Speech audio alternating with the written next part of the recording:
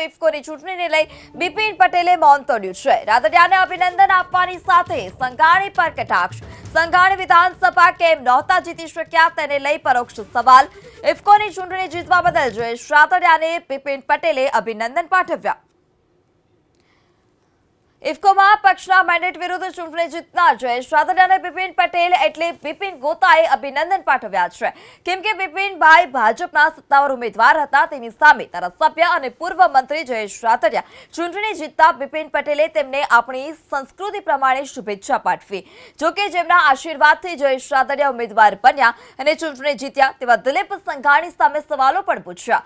દિલીપ સંઘાણી ઇફકોના બીજી વખત ચેરમેન બન્યા હોય, પરંતુ વિધાનસભાની ચૂંટણી 2012 પરેશ ધાનાણી સામે હારી ચૂક્યા છે, ત્યારે એ જ હારને બિપિન પટેલે યાદ અપાવી છે। જોકે બિપિન ગોતાએ શબ્દોની શાલીનતાને જાળવીને નિવેદન આપ્યું।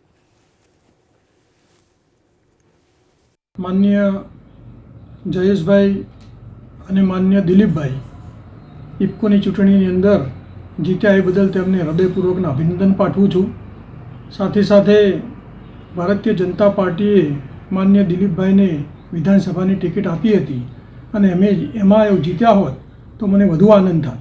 માન્ય જયેશભાઈ અને માન્ય દિલીપભાઈ ઇફકોની ચૂંટણીની અંદર જીત્યા એ બદલ તેમને હૃદયપૂર્વકના અભિનંદન પાઠવું છું।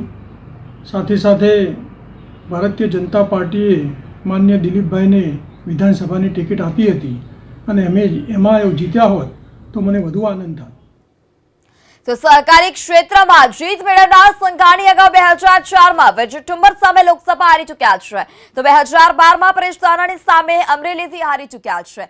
સ્વાભાવિક રીતે સવાલો તો ઉઠવાના જ છે। પક્ષનું ચિહ્ન મળ્યા પછી પણ 2 વખત વિધાનસભા અને 1 વખત સંસદની ચૂંટણી હારવી એ પણ મોટો સવાલ છે। હવે જવાબ સંઘાણી આપે છે કે નહીં તેની રાહ।